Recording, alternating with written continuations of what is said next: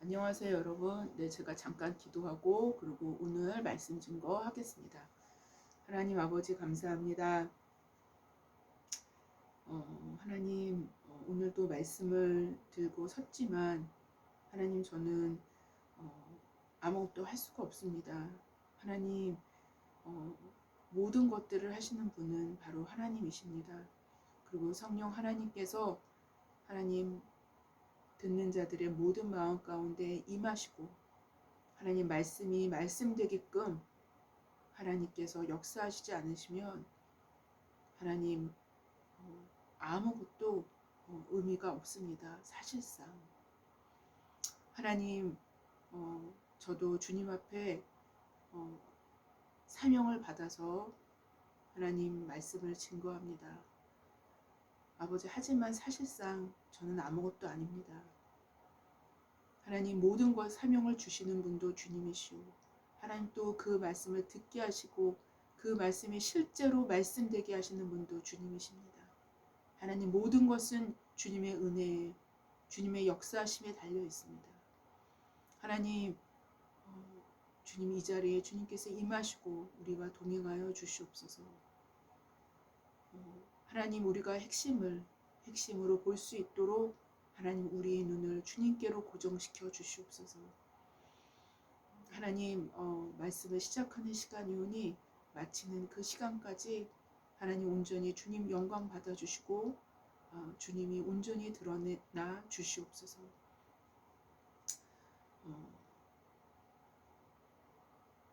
하나님, 모든 것 가운데 하나님의 은혜가 넘치기를 원합니다. 감사하며 예수님의 이름으로 기도했습니다. 아멘. 네. 오늘도 로마서 개관을 하겠습니다. 로마서 개관, 오늘은 네 번째 시간입니다. 그래서 오늘까지 개관을 하고 그리고 다음 주부터는 본문으로 들어가는 것으로 하겠습니다. 네, 그래서 오늘은 로마서의 저번 주에 구조를 했죠. 네, 구조를 한 거 중에서 다는 못했습니다. 그래서 로마서 구조를 이제 조금 더 아주 짧게 설명을 드리고요. 그리고 로마서 배경에 대해서 말씀을 드릴까 합니다. 네, 그래서 오늘 본문은 누가복음 4장 18절부터 21절까지입니다. 네, 그래서 본문은 또 다른 곳에서 잡았습니다. 네, 제가 잠깐 본문을 한번 읽어보겠습니다. 18절부터입니다. 18, 19, 20, 21절까지입니다. 주의 성령이 내게 임하셨으니 이는 가난한 자에게 복음을 전하게 하시려고 내게 기름을 부으시고 나를 보내사 포로된 자에게 자유를, 눈먼 자에게 다시 보게 함을 전파하며 눌린 자를 자유롭게 하고 주의 은혜의 해를 전파하게 하려 하심이라 하였더라. 책을 덮어 그 맡은 자에게 주시고 앉으시니 회당에 있는 자들이 다 주목하여 보더라. 이에 예수께서 그들에게 말씀하시되 이 글이 오늘 너희 귀에 응하였느니라 하시니. 네, 네, 본문을 제가 다 읽었습니다. 네. 제가 로마서를 개관을 네 번째 시간을 시작하기 전에 칼빈의 로마서 주석에 있는 서론을 제가 잠깐 여러분께 소개해 드릴까 합니다. 네. 칼빈은 이렇게 적었습니다. 네. 이 서신 전체는 대단히 조직적이고 체계적으로 되어 있고 그 시작 부분조차도 치밀하게 구성되어 있다. 앞으로 우리가 보게 되겠지만 로마서 기자의 치밀한 구성과 논리 전개는 많은 부분들에서 드러나겠지만 이 서신의 서문을 전개해 나가는 방식에서 특히 두드러진다. 왜냐하면 그는 자신의 사도직을 증명하는 것으로부터 시작해서 거기로부터 복음을 제시하는 것으로 넘어간다. 복음을 얘기하다 보면 필연적으로 믿음이라는 주제를 다룰 수밖에 없기 때문에 그는 복음이라는 일련의 단어들을 따라가다가 믿음이라는 주제로 넘어간다. 이렇게 해서 그는 이 서신 전체의 주제, 즉 우리가 믿음으로 말미암아 의롭다 하심을 얻는다는 주제를 다루기 시작하게 되고 이 주제에 대한 논의는 5장 끝까지 이어진다. 그러므로 우리는 이 장들의 주제를 이렇게 표현할 수 있다. 사람의 유일한 의는 복음 안에서 제시되고 믿음으로 받아들여지는 그리스도 안에서의 하나님의 긍휼하심이다. 라고 칼빈은 기록을 합니다. 바로 여러분, 칼빈은 로마서 1장부터 5장까지 해서 사도 바울 논리의 그 핵심을 이렇게 지금까지 제가 말씀드린 이 내용으로 이렇게 기록을 하고 있습니다. 이 핵심은 로마서 전체에 이제 흐르게 되죠. 그래서 제가 짧게 그 구조를 다시 한번 우리가 저번 주에 했었던 구조를 제외하고 다시 한번 제가 짧게 말씀을 드린다면 1장 16절부터 5장까지가 바로 칭의에 대해서 말한다면 6장, 7장, 8장은 바로 성화, 그 다음 단계인 성화 단계라고 말씀드릴 수 있어요. 근데 이 성화 단계는 그리스도로 말미암아서, 그러니까 믿음으로 의롭다 하심을 받은 사람들이 죄에 대해서 그리고 율법에 대해서 어떻게 자유롭게 되는지에 대해서 설명을 합니다. 특별히 여기서 자유롭게 된다라는 건, 율법에 대해서 자유롭다라는 건요, 율법을 안 지켜도 되기 때문에 자유로운 것이 아닙니다. 율법의 요구가 이루어지기 때문에 자유로운 거예요.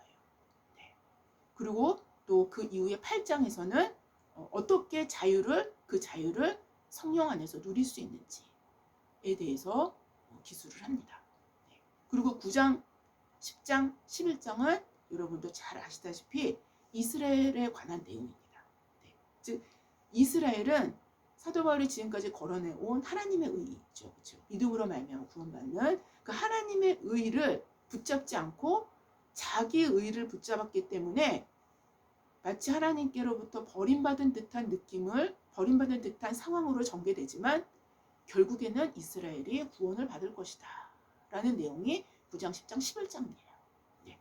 그리고 12장부터 12, 13, 14장은 12장부터 14장이죠. 14장은 이렇게 믿음으로 말미암아서 구원받은 사람들이 어떻게 실생활에서 그 믿음이 적용되어 줄 수 있는가라는 생활적인 측면에 대해서 말씀드리는 내용이 바로 12, 13, 14장입니다.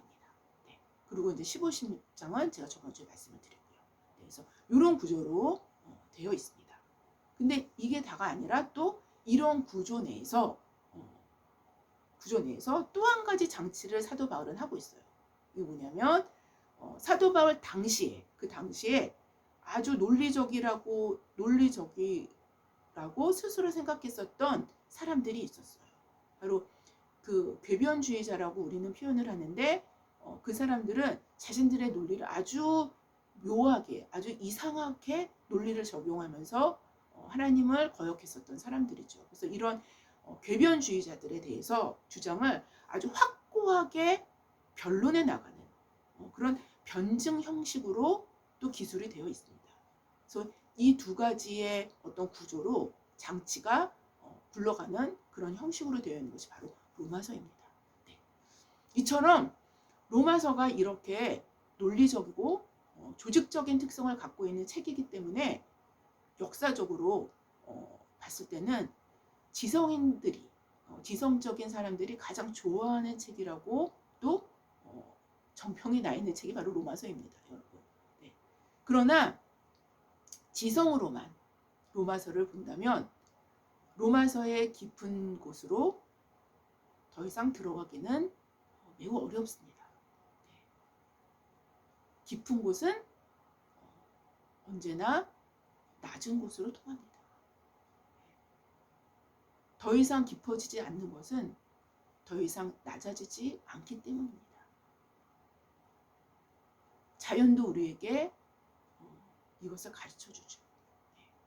지구상에서 가장 지대가 낮은 곳은 바다입니다.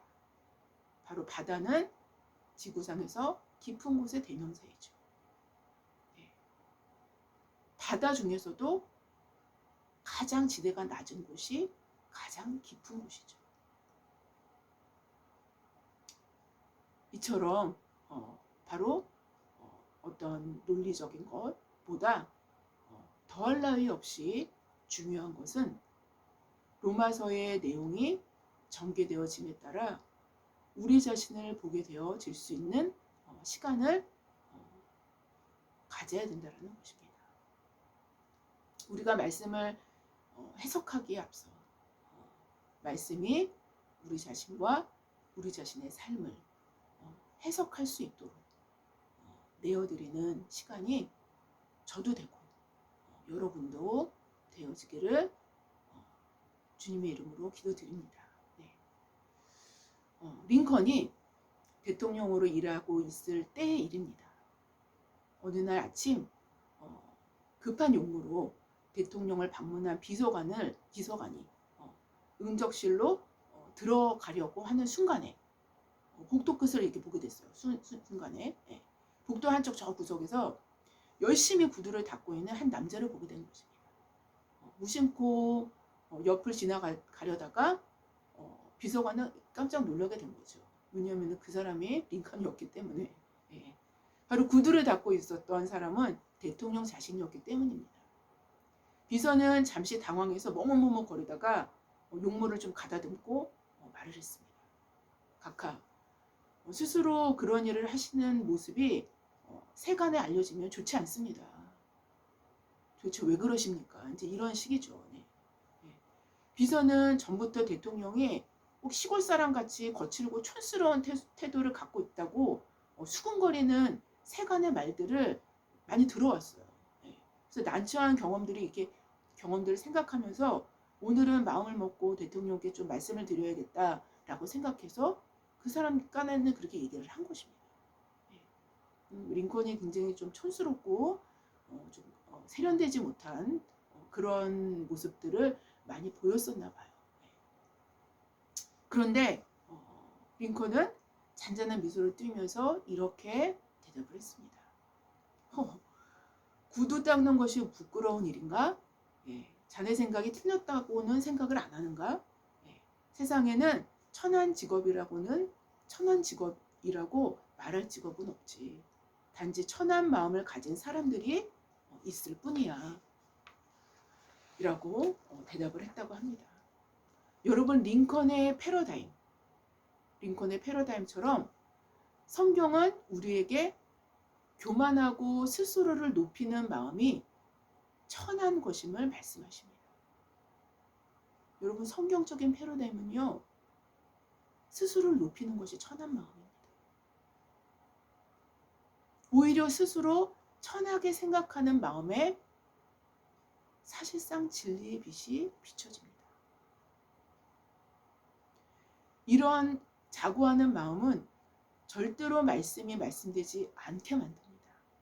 이런 마음은 애초에 성경을 볼 수 있는 눈을 하나님께서 주실 수가 없다라는 것이죠. 로마서를 들어가기 전에 가난한 마음으로 여러분의 마음에 장착하시기를 바랍니다. 할 수만 있다면 평생 이 장착된 가난한 마음이 제거되지 않기를 바랍니다. 제가 이런 말씀을 드리는 이유는 이 가난한 마음이 우리로 진짜 진리의 세계로 이끌 수 있는 수레가 되기 때문입니다. 로마서는 기독교의 핵심을 담아내고 있습니다. 이 핵심이 단순히 교리로 남느냐, 아니면 내 삶의 속 깊은 진리가, 진짜 내 삶의 진리가 되느냐는 가난한 마음의 장착 여부에 달려 있다는 것입니다. 여러분, 이 사실은 분명합니다. 자기 스스로를 건강한 자로, 거룩한 자로, 깨끗한 자로 이미 결정 내어버린 자들에게는 더 이상 현실적으로는 의원도 필요 없고 구원자도 필요 없기 때문에 예수님과는 상관없는 자임을 스스로 선언하는 것과 다름이 없기 때문인 것입니다. 바로 이 마음이 로마서의 말씀을 먹을 수 있게 만들 것입니다. 로마서는 사도 바울이 3차 전도 여행 후반기쯤, 3차 전도 여행이 거의 다 끝날 때쯤 고린도에서 3개월 머무는 동안에 기록된 서신서입니다. 그러니까 사도행전 20장에서는 20장 2절이죠. 2절에서는 헬라라고 표현이 된 곳이 바로 고린도입니다. 바로 이 시점은 사도 바울이 에베소에서 일어난 소동 때문에 간신히 살아남아서 마게도니아 지방으로 거의 탈출하다시피 한 그런 직후라고 볼 수가 있어요. 바로 그 에베소에서 아데미 신상을 제작하는 그런 직공들과 그리고 그 아데미 신상을 파는 그 장사꾼들과 장사꾼들이 일으켰던 소요죠. 그렇죠? 그래서 너무나 이때 너무나 많은 핍박을 사도 바울이 너무나 어려움을 겪게 됩니다. 그래서 사도는 바로 이때의 심경을 고린도후서 1장 8절부터 9절 이하에 이렇게 기록을 하죠. 형제들아, 우리가 아시아에서 당한 환난을 너희가 모르기를 원하지 아니하노니 힘에 겹도록 심한 고난을 당하여 살 소망까지 끊어주고 우리는 우리 자신이 사형 선고를 받은 줄 알았으니 이는 우리로 자기를 의지하지 말고 오직 죽은 자를 다시 살리시는 하나님만을 의지하게 하심이라 라고 기록합니다. 완전히 살 소망까지 끊어지는 사형 선고를 받은 그렇게까지 느끼는 굉장히 깊은 고난의 시간들이었습니다. 바로 이런 상황 직후에 더 이상 아시아, 그러니까 에베소죠. 에베소에서 있을 수 없어서 마게도니아 지방을 통과하여 헬라, 그러니까 고린도에 3개월 머문 동안에 기록한 서신이 바로 로마서라는 거죠. 바로 AD 한 57년경쯤 됩니다. 그러니까 로마서는 큰 환란으로 살 소망까지 끊어진 듯 보여지는 상황 가운데서 기록된 서신입니다. 어쩌면 큰 환란을 통하여 가장 가난한 마음으로 준비되어졌을 때 하나님은 사도를 통하여 가장 중요한 서신을 기록할 수 있는 말씀의 그릇으로 준비하셨던 것입니다. 여러분, 이것이 정확히 맞을 겁니다. 가장 약할 때 하나님은 사도 속에서 가장 강하게 역사하실 수 있기 때문이었었던 것입니다.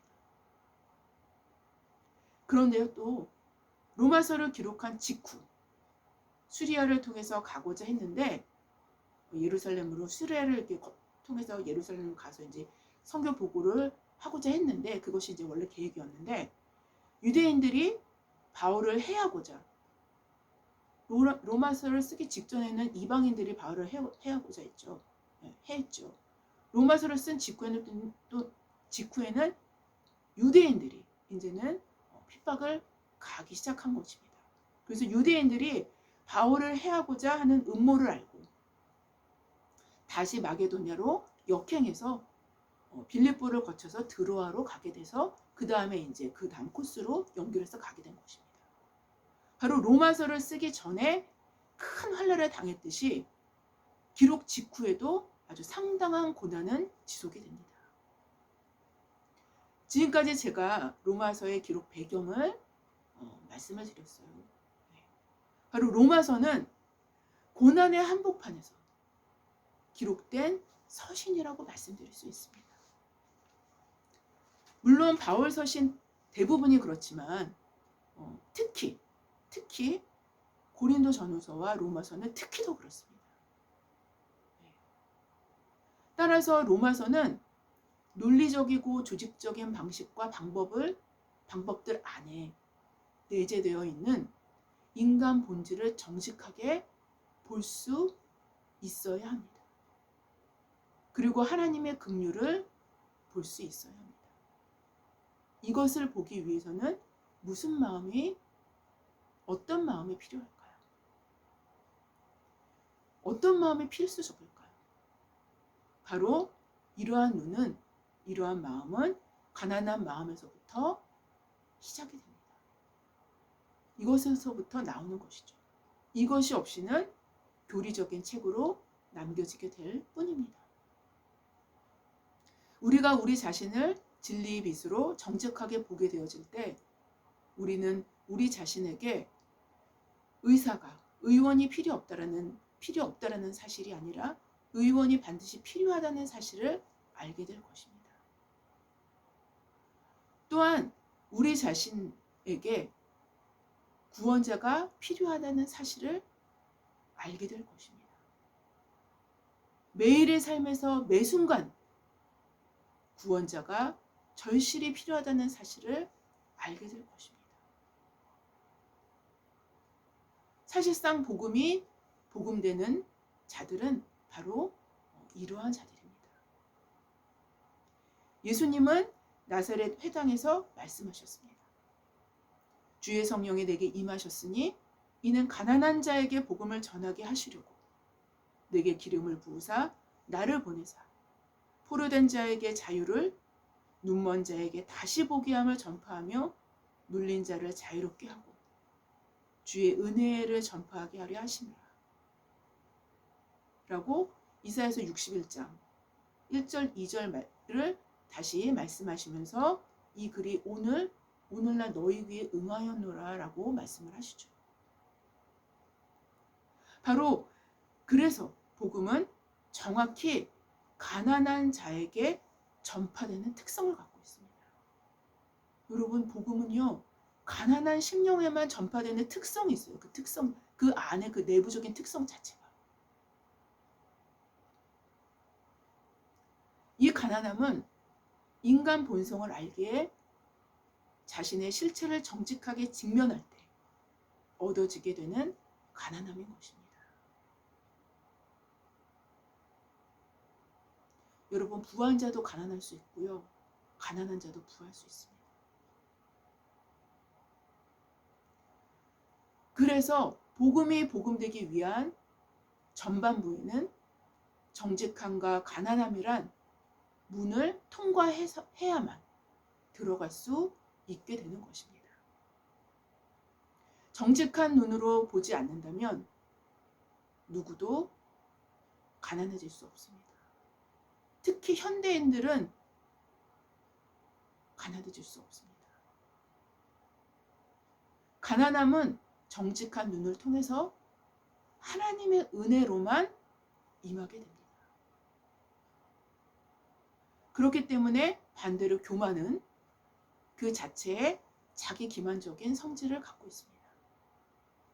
속임의 특성이 드러날 수밖에 없게 된다는 것이죠.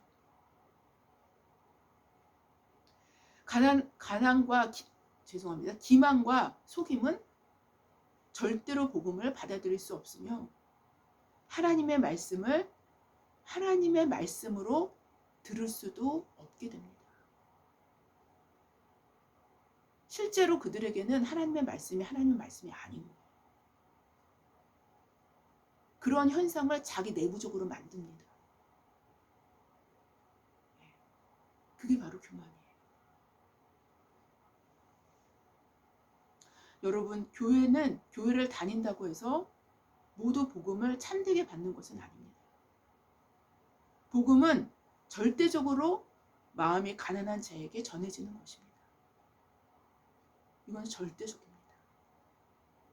사도 바울 역시 자신이 극도로 가난해졌을 때, 그 심령이 극도로 가난해졌을 때 로마서를 기록한 것입니다. 가난한 사도의 마음에 복음의 진수가 부어진 것입니다.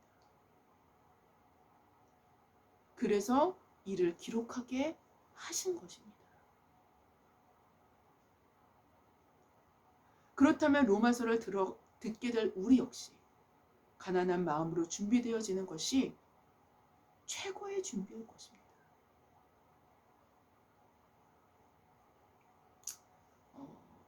이것으로 여러분, 로마서의 개관은 이제 끝났고요. 다음 주에는 로마서 1장 1절로 첫인사부터 들어갈 것입니다. 우리가 말씀을 분석하고 해석하는 것이 아니라 로마서의 말씀이 우리 자신을 분석하고 우리 자신의 삶을 해석해내는 그러한 시간이 되기를 주님의 이름으로 기도합니다. 네, 감사합니다. 제가 기도하고 마치겠습니다. 하나님 아버지 감사합니다. 오늘은 개관의 마지막 시간을 가졌습니다.